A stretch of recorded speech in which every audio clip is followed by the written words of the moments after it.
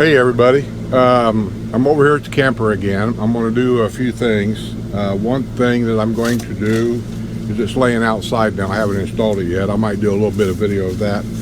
But there's a lot of heat loss in the windshield and the side glasses, and most of the covers that go on the outside that covers the passenger door window, the driver's door window, and the windshield are, generally speaking, they're kind of a leathery type material with maybe a cloth backing so it doesn't scratch anything, but they're very thin.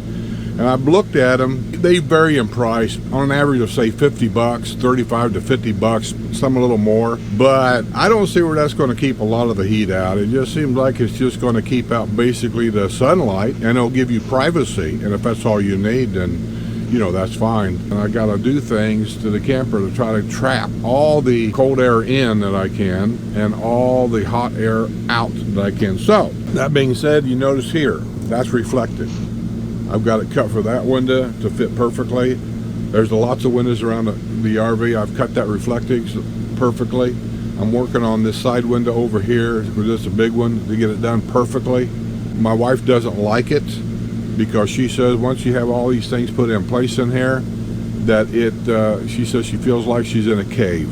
No natural lighting coming in. And I agree with that, but then again, is it about natural lighting when it's 112 degrees outside, or is it about staying comfortable? In these cabinets, a guy suggested this to me, and I came over and checked, and I think he's right. I'm gonna try it anyway.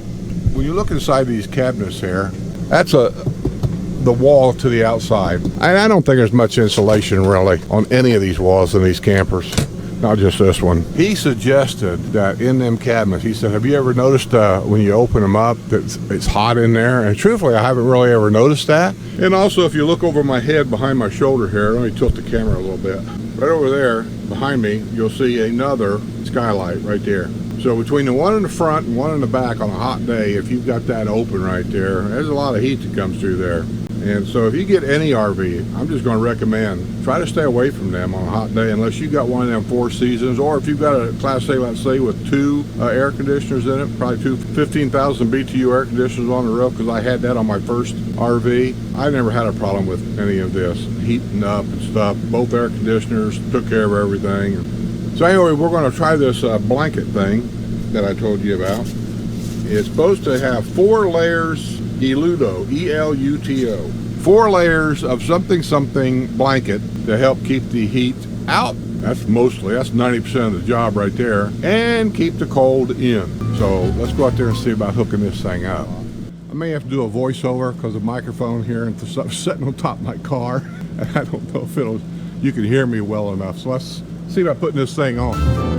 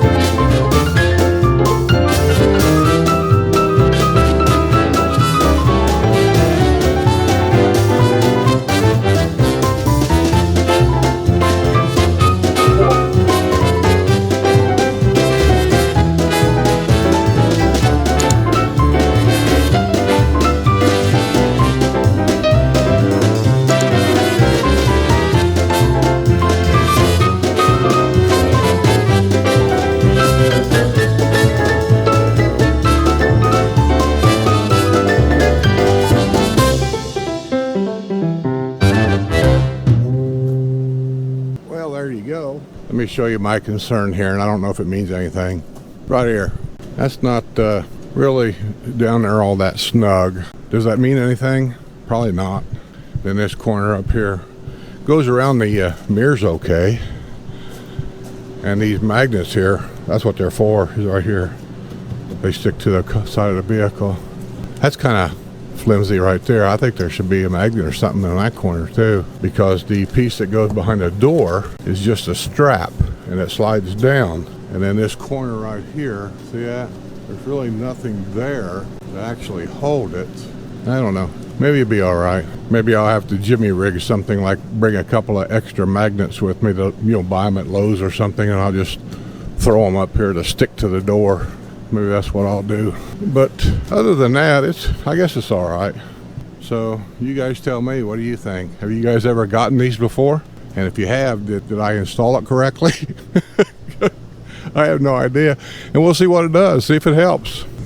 We took these are the shelves out of the, excuse the noise, it's the air conditioner running. I'm exercising everything to make sure everything works before we take off. And the air conditioner at this time of year is one of the first things you want to make sure it works. Yeah, we took these home, cleaned them up real good. This thing has been in storage now for over a year. We left Texas, Rockport, Texas last year at the last 2 or 3 days of March because they were talking about shutting the Florida borders down for COVID. And we took off and came home, and we've been here ever since. So this is the first time we've decided we're going to take this thing out, probably sometime after May 13th, because that's when Sue gets her next treatments, and we're going to take off. I don't know where we're going. It's hard to tell. But I may end up in North Dakota to visit my granddaughter up there for a couple, 3 days and meander along the way. And from North Dakota, maybe over toward Montana area. I don't know yet. But you can see what happens when it's in storage for a while. Hopefully the lighting is okay. Sitting in the refrigerator, even though it's plastic coated, the rust comes through. On the edge of this one here, you can see the little areas. Now we cleaned all these up the best that we could. They're not dirty or anything, so I hope it doesn't come out looking like it is, but it's right here on these edges. Probably there's some exposed metal, like right there, and then it goes in from that. So I'm going to look to see if there's a spray-on like rubber coating that I can get. And then I'll take these home with a wire brush and I'll clean them down real good and see if I can recoat them. But I don't know if that'll cure the problem, because it's just the way it is. The refrigerator's working great. I left it on. I was over here 2 days ago. The inside here is frozen. And I've only got it set on low, only on a 2. This refrigerator, knock on wood, has always been really good for us. So let's see if we can get some of these shelves in here. Refrigerator's already been cleaned out. There is no dirt in here. No dead bugs, no anything. That's frosted up. Refrigerator's in good shape. I just never know really where to put these shelves, because one of them, which one is it? One of them has a notch in it, I think for like milk, so it can stand up. Right here it is. It's got that big notch in it. So I want to put that somewhere, it'll be okay for the milk. Normally we do not keep sodas here. We keep sodas generally in the shelves here. But I'm thinking there will be a better option than here. What you got to do when you stack a refrigerator is make sure when you're going down the road, and you'll learn, we have the hard way, when you open the refrigerator after traveling, open it very slow. The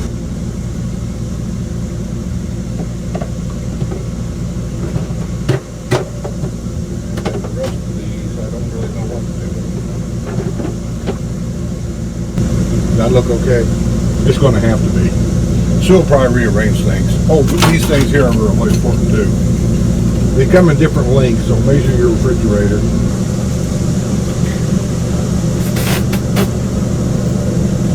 So you adjust them, and then things like this can slide out. If I was traveling, I'd push it back and compact it. Also, this is for my refrigerator when we're traveling. The batteries are dead in it right now, so I don't. This is a little bitty fan, doesn't amount to anything, but this is a tremendous thing to have. And there's also more fancier ways of setting this up. I take this little fan and I usually just set it right here and leave it run. The battery lasts forever. And what that does is all the cold air that's in the freezer up here falls down. That's what keeps the refrigerator cold. Turn this fan on and it circulates the air in there, so it keeps it hopefully the same temperature up here as down here. And it just really, really helps a lot. I put that little bitty fan in there 2 years ago, and our refrigerator has worked 100% better since we've done that. Hopefully everything should line up. Okay, I don't know if the light's good enough or not. There we go.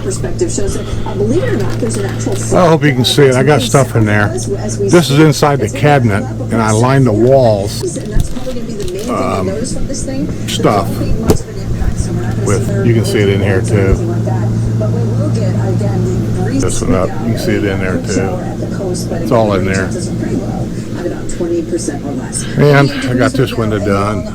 Put it on there, and I got a whole big piece. That was an effort getting all that cut to go in there, and that one's done. Blankets on the front. I got to work on that up there later. The guy told me about doing that. Said that heats up in there, and he said that will help. So we'll see. I put it in there. What the heck?